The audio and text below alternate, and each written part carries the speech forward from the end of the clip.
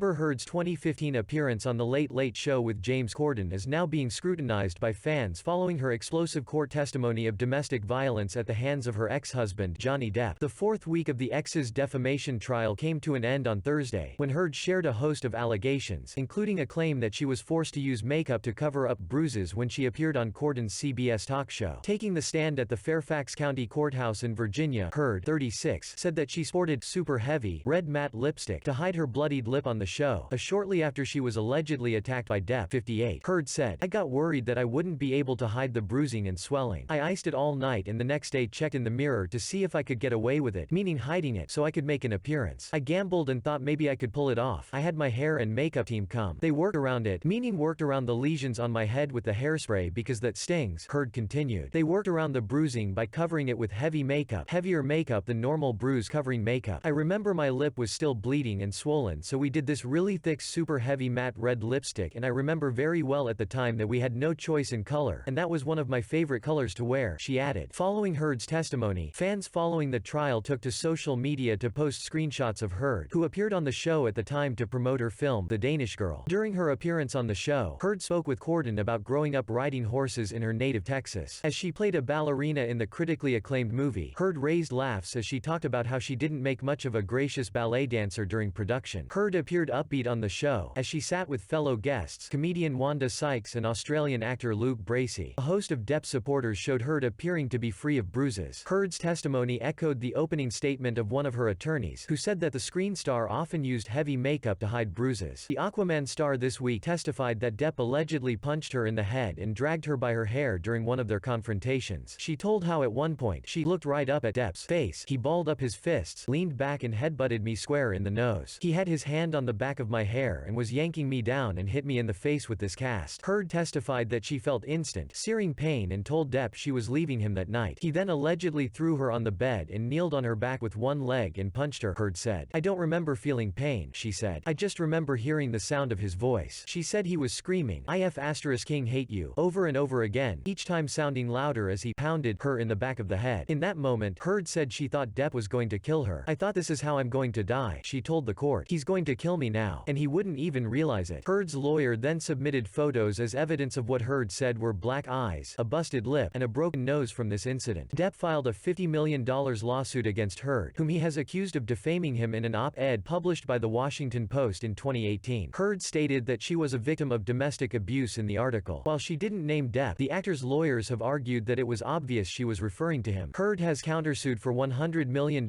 for nuisance, with her attorneys arguing that the op-ed was a matter of public interest. Rum Diary co-stars Heard and Depp denied one another's allegations of domestic abuse. Due to a previously scheduled engagement for Judge Penny Azkarat, the high-profile trial is scheduled to resume on May 16.